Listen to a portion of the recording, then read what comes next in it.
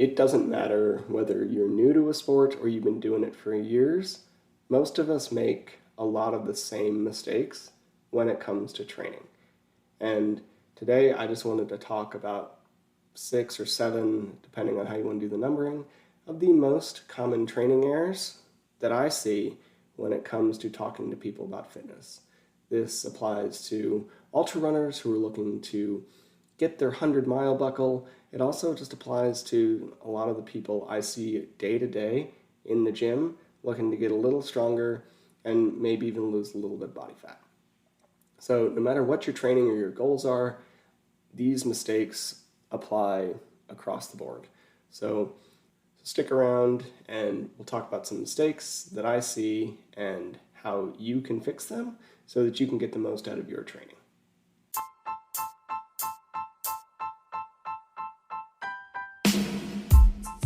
Welcome to the Trail and Ultra Running Training Podcast. My name is Will Franz, and I'm here to help you improve your training so you can have more fun out on the trails. Today, I just want to talk about some common training errors for runners. I know it's like a Tuesday morning, but this is when I had time this week, and it's my birthday, so I'm going to do whatever I want. So we're going to talk about some common training errors for runners. I think I have like 5 or 7 here or something. I don't know. A couple notes down here. It's a mess. We'll see what we get to and see what we end up talking about. So one of the biggest common training errors I see for runners, especially newer runners, is just signing up for a race or event like way too early. So I know a lot of people who use something like a marathon or an ultra or even like a really hilly half to try and motivate themselves to get in shape or build fitness or get back into running. And honestly, that is an insane thing to do. Like our races should be a test of something that we enjoy or a test of our training or just a reason to get back with people and a community with whom you really want to spend some time. Now, this is so normal that this feels like weird talking about, but it's not normal if we look at other sports. So if we look at something like powerlifting, where you're trying to squat, bench, and deadlift as much weight as possible across the board. These are 3 very technical movements. You need to make sure you're not going to get injured, and you're trying to move a lot of weight, especially in proportion to your body size, right? Like this is what powerlifting is. So I have never had someone come to me and say, I've never touched a barbell before, but I signed up for a powerlifting meet in 3 months. How can you help me get ready for that? That has never happened to me. I'm sure that someone has had that experience, but it's really rare. Whereas I have many people come to me saying, I haven't run ever, or I haven't run in a very long time. I signed up for a marathon in 4 months. How do I get ready for this? When we make the comparison to the two, it's kind of nuts. Like we just really need to use races as a testing metric for your fitness or a reason to get together with people or to spend more time doing something you already enjoy. It shouldn't really be an incentivizer to get into a new activity, right? So this is kind of where people often make their first mistake, is signing up for an event too early. Go run. Go see if you even enjoy running. Go run on the trails. See if you enjoy trail running. There's a lot of hills. It can be difficult. So make sure you actually like doing the activity first before you sign up for an event that is going to put a ton of pressure on you to train for that activity. Because what if you sign up? It's kind of an expensive sign-up fee, and then you are so motivated to do it. That's great, but you train really hard for 3 or 4 months, and then all that results in is you getting injured. That sucks, right? So let's make sure that you actually enjoy the activity, that it works well for you, that you know how you're going to respond to some degree to training. People respond differently. My body type and size and history, it takes me a long time to build endurance, which is why I ran for a year and a half before I even considered adding a bunch of volume and signing up for something like an ultra. Whereas for some people, they're just naturally more endurance people. So they'll respond a lot faster, and they might be ready for some of these longer distances a lot sooner. So see how you respond, see how you are before you sign up for a race. Let's look at mistake number 2. And this is using bad metrics for your workouts or training or whatever to see if it's working. Now, one is soreness. I have a conversation about soreness on a fairly regular basis. You don't need to be sore after your workout for it to have been a good workout. Soreness can be an indicator of a good workout. I like to use the toilet test. Can you get up and down from the toilet without it being a struggle? Great. That is how we know that we didn't torch your legs. If you might know you worked out, great. You might not know you worked out and still be making progress from a strength perspective. I have plenty of people who rarely get sore, and yet we see their strength go up week after week after week.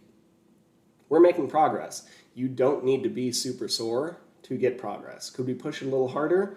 Maybe, but it's also possible that we're going to get a little overtrained. So if you have the sensation like I worked out chest 2 days ago, I notice this happening more than I do, say, like poking my deltoid. But I don't really, I'm not sore, I'm not struggling to move, I'm not having any issues, I can't not pick up my arm, right? So soreness, good indicator that you hit the right muscles, can be a good indicator that we're starting to create some adaptations. Excessive soreness is a problem. It is a pretty good indicator of overtraining. And the reason you don't want to be excessively sore is you can't do your next workout well.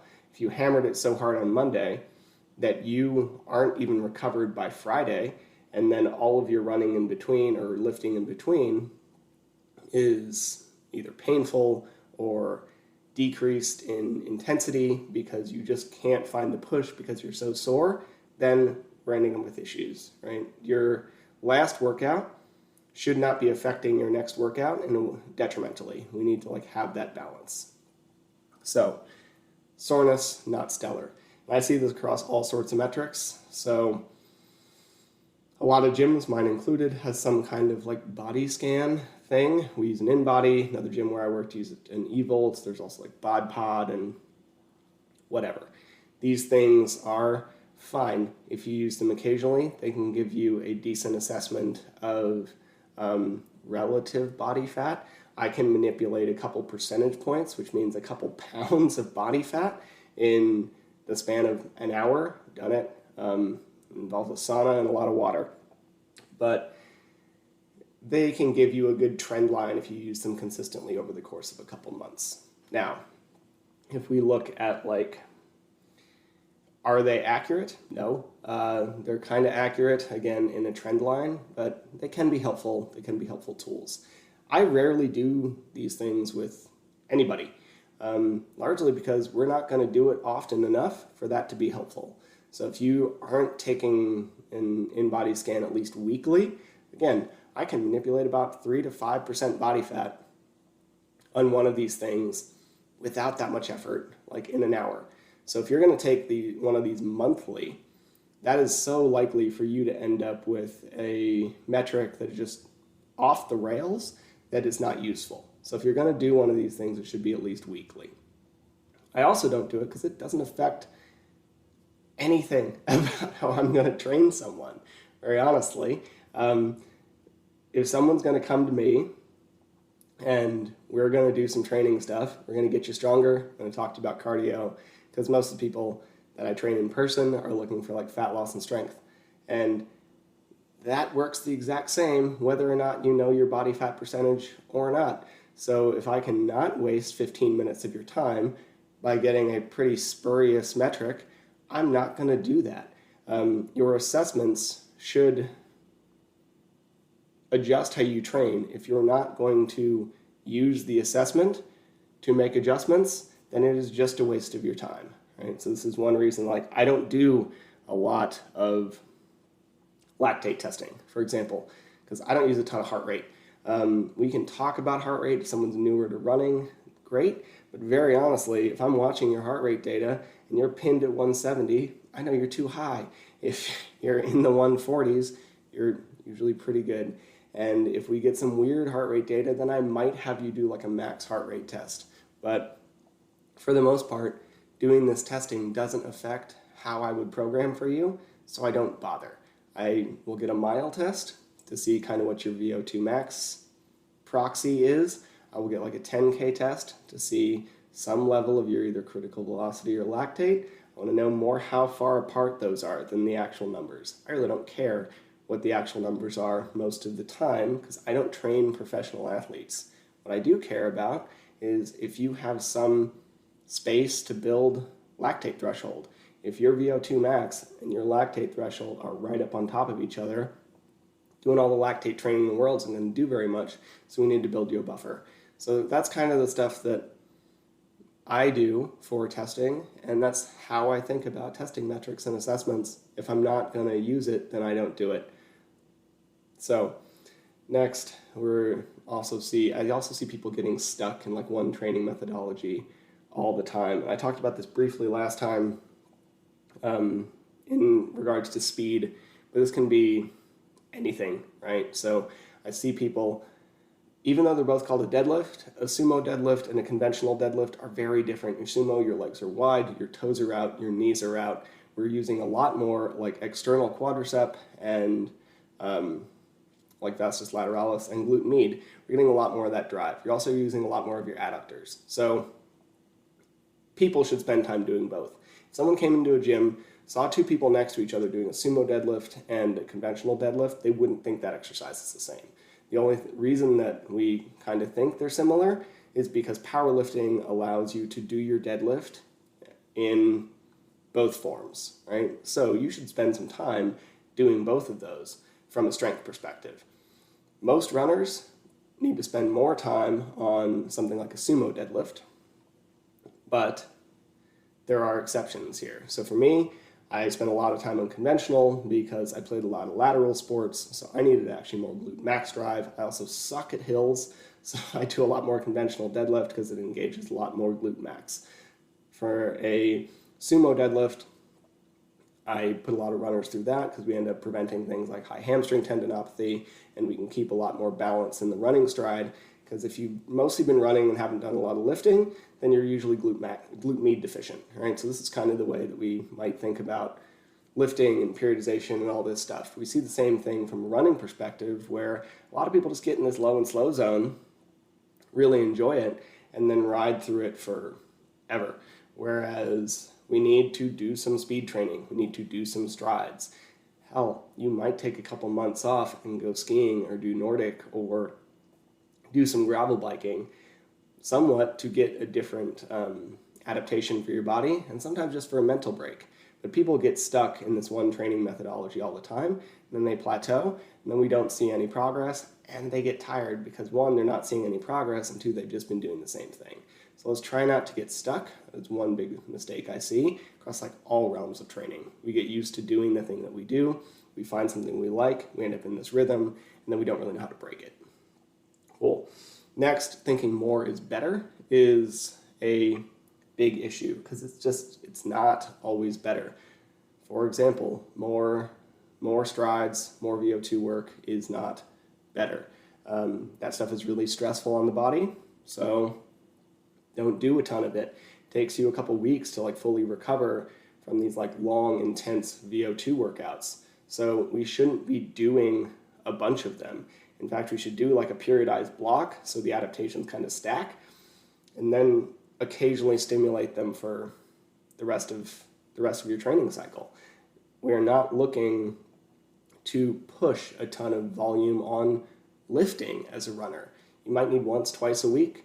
Twice is, probably a lot better because of the way your muscles repair, but depending on which training cycle you're in from a running perspective, you might only be lifting once a week, or you might be doing like 10 minutes a day of these little micro workouts, right? You don't always need to do more. There is something to be said for volume is king. So if we're looking at building muscle, volume is the most important thing.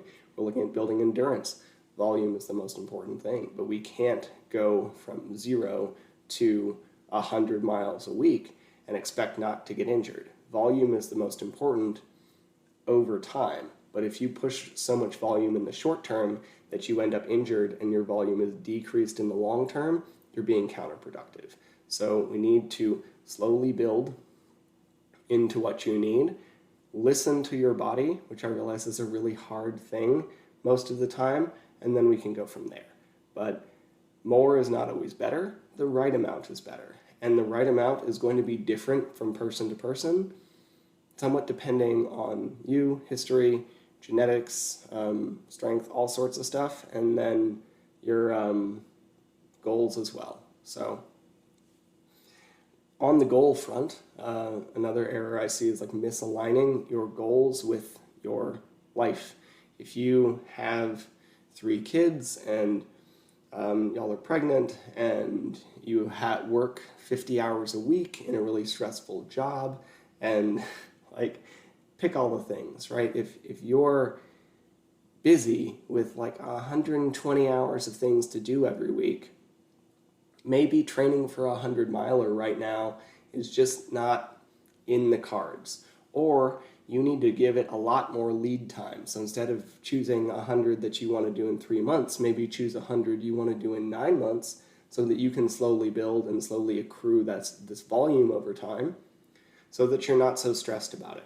Now, if your life is exploding and you have a race you want to do in 3 months, maybe you need to have a talk with yourself and say that this just isn't realistic right now. I have a lot of other stuff to do. All of this stuff is more important to me than running. I need to pay my bills. I need to take care of my family. I need to be there for my partner, etc. Like if that's where you are in your life, that's okay. And it doesn't mean you can't do said race depending on your background. It does mean you're probably not going to have your best training cycle. And if you're trying to build something you've never done before, now might not be the time. There's a saying in the many different industries that there's never a good time, which is true. Like stuff is always there. You're always going to have stuff to do. There's never like this neat, perfect space where you have nothing to do and everything's okay. And like you can only really focus on training. That's a fool's errand to like look for that space for most people. However, there are definitely worse times. Like if you're going through a divorce and a death and you have a bunch of kids, or like if you're whatever, like we can all realize these times where sometimes our stress is like above our normal level. Even in our very stressed lives, there are worse times. So try to align your goals with your life and have some realistic expectation for what you can actually do. Because if you say that you have 8 hours a week to train, and then you keep going through and you keep missing workouts and you keep struggling and you keep missing the benchmarks, like that's just defeating. You're like asking yourself to get frustrated and defeated. So be honest. Like that's it. Just be honest with yourself about what you can actually achieve on a weekly basis. Which brings me to like a complete like lack of training that makes sense, because like training needs to fit your week. And I think when we think about running a 100-miler, we hear about these like large training volumes of people like Walmsley, or we think that you need to be running like 10 to 15 hours a week, which you might have a couple weeks like that. If you're trying to run a 100-miler, your peak week or two is probably going to be in the 10 to 12 hour range, if we're being very honest. However, this does not mean that your entire training cycle is 10 to 12 hours. Most of it is probably going to be in the 4 to 5 range, because especially if you're doing speed work appropriately, and we can split that up in 1,000 different ways. So we can figure out your speed work, your strength work can honestly be done at home most of the time for a lot of people. If we look at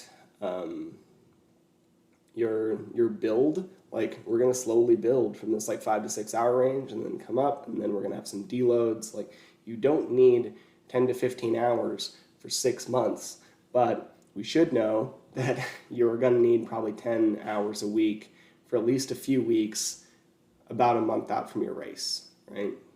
This is the thing you should expect. So we need to know how to periodize to get ourselves, one, from a scheduling perspective, and then two, to actually have your body do what it's supposed to do. If you just throw random stuff at your body, it's not really going to adapt very well. Partially because it takes most people, myself included, a workout or two to even get in the right headspace of what you're trying to achieve. If we're going to look at something like a VO2 max workout, or I don't know what you want to call it, but these 3 minutes on, 3 minutes off, Coop calls them VO2 max workouts, the Roach calls them extended power production. I don't care. It's stimulating your VO2 max and it's stimulating your speed and power production. This is what these are. And they're very important workouts for all runners, as long as we schedule them appropriately. And the way to really do that is going to be in 4 to 6 months out.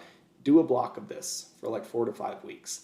I think most people should do it once a week, and then a slightly different stimulator on the long run for the weekend. But we can also do this 2 or 3 times a week if you're a really high-level professional athlete who has nothing to do but train and recover, right? So this is kind of where your balance is. Now, if we look at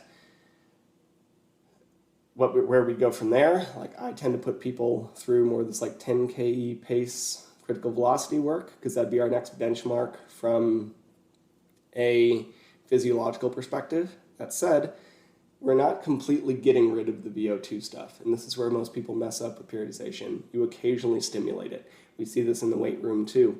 If you're lifting, we want to have this heavy block far away from your race, and then as we go through the next few months, you're going to occasionally see some heavy stimulation to get that central nervous system, or stimulate the central nervous system and maintain the gains you've built. Because if you do something for a month, month and a half, it doesn't matter how effective it was. If you don't touch it again for another 4 months, you will lose a lot of that adaptation. Now, you have to expect to lose some of the adaptation. Typically, as professional runners get closer to race day, their VO2 actually drops. Professional long distance marathon plus runners, their VO2 actually drops.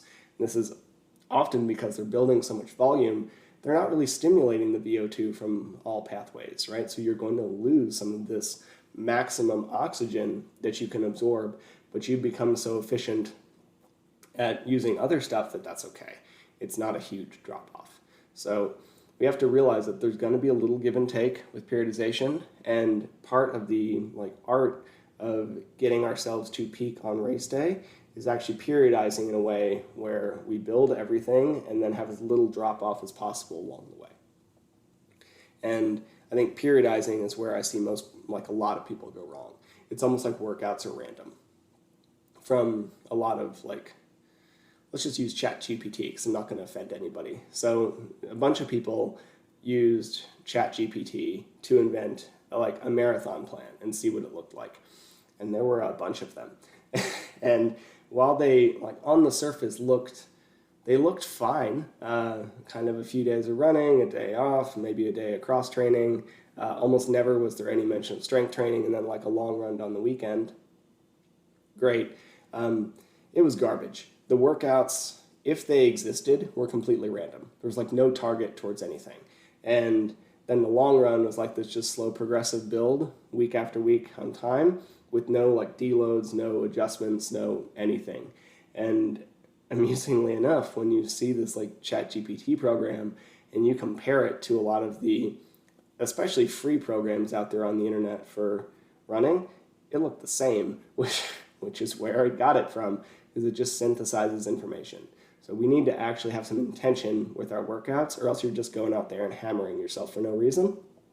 If you're going to do that, no shade on CrossFit, but that's kind of their whole bag.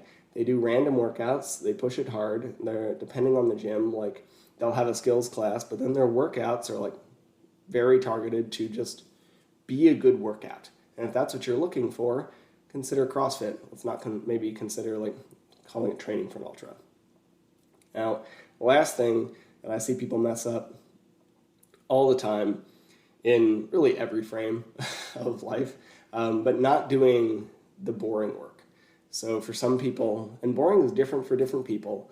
For me, my boring work is from a business perspective, social media stuff, and then it is mobility stuff from a training perspective. I found mobility work really boring, so I don't do a lot of it. I'm getting a lot better. I've learned to integrate it with my day. I do it almost every day now, but it took me a long time because I find it incredibly boring. There's a lot of people who would be the complete opposite, where they might be yogis and they love yoga and they find stretching really interesting and they have no issue with doing that on a daily basis. But they find weightlifting hard and or boring in a way that just sucks. It doesn't really matter what it is for you, but there's going to be something that is probably boring to you that makes a huge difference. Be that planning your hydration, doing a little bit of mobility, doing base building, just slow runs week after week. It's going to be very dependent on the person. But you need to do the boring work that gets you there. Not all effective training is this interesting, exciting, like hammering workouts or like going to disappear in the mountains for 5 days. Like sometimes it is just doing very simple math on a napkin to figure out how much food you need to intake per hour and how to get it. And that should take you 10 minutes, and yet that is the kind of thing that people miss more than anything else because it's just not that interesting. Looking at all of your goos and gels and powders and whatever and figuring out how many calories are in a scoop and then doing the basic math to figure out how much of that you need per hour, kind of boring. It's kind of boring, but considering most people end up with gut issues because they like have no idea how much food and fluid they're intaking per hour on race day, kind of matters. So figure out what that boring thing is for you that you've been avoiding, and then let's kind of move through that and just do it anyway, because it usually doesn't take that long. So just a short recap. Thank you all for watching, for anybody who's been here, and I think I ended up with 7 things that people tend to mess up. One is just signing for a race too early. So a race should be like more of a testing metric of something you already enjoy or something you've been training for. Yes, I realize sometimes we have to sign up for races in advance, but if you're starting a new activity, signing up for a race is not necessarily a good way to get into that activity. Instead, it's usually just a good way to get injured. Using bad metrics for testing is number 2. So that can be soreness, it can be your mile time when you're an ultra runner, it can be like in-body scans if you're working on fat loss, but these metrics, 1, should actually be accurate or accurate-ish, and then 2, they should actually influence how you program. So if your metric is not influencing how you program, why are we taking it? 3 is getting stuck in one training methodology, i.e. if you want to get faster, you need to spend time going faster rather than just going low and slow.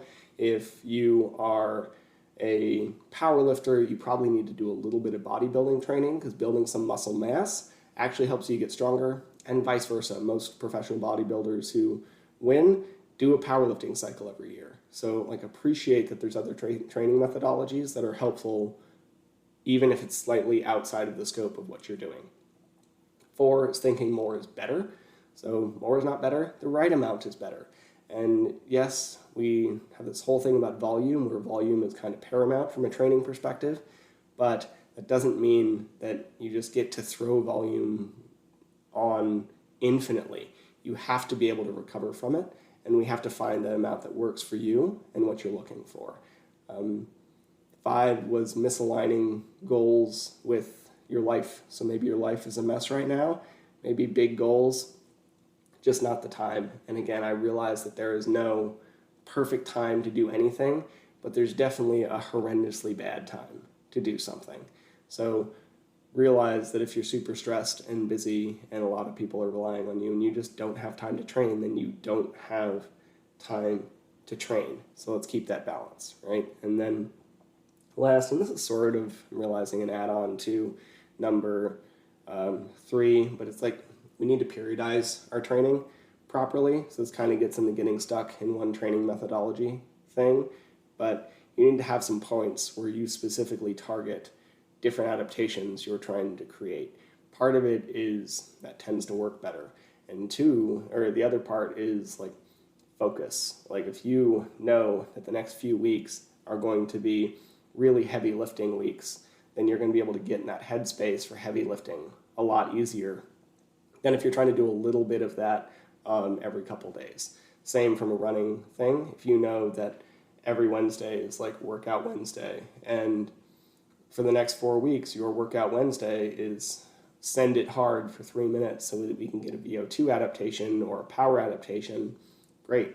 And you know that. We're not trying to like dial in that pacing or that feeling or how your body feels from a rate of perceived exertion perspective. And we're not trying to make this constant adjustment from like how hard a VO2 interval should feel versus like how hard a lactate interval should feel, because they're really different.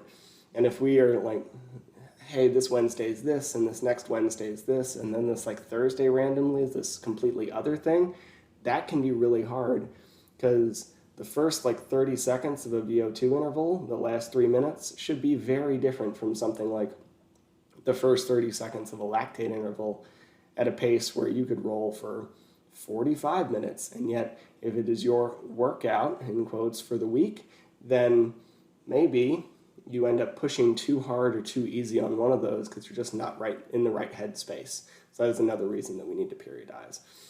And then number 7 was not doing the boring work. This is the thing I probably see more than anything else. Like sometimes you just don't know what you need to do. And then a lot of the time you absolutely know what you need to do, but you find it boring and you're just not willing to do it. So like take the 10 minutes or whatever it is to do the stuff that you know you need to do, but aren't doing because you don't find it interesting. Anyway, those are 7 things that I like often see as training errors for people, both like new and old runners alike. That lasted longer than I thought. It was we're over a half hour now. I have to get to work here soon, so I hope you have a great rest of your day, and I will be back with another one of these shortly. Have a good one. Thank you for listening to the Trail and Ultra Running Training Podcast. Honestly, I'm still surprised and honored that anybody wants to hear what I have to say, so thank you. To be clear, not a doctor, nor a registered dietitian, or any other kind of medical professional. I'm a personal trainer, a nutrition coach, and a running coach, and I have a passion for training trail runners.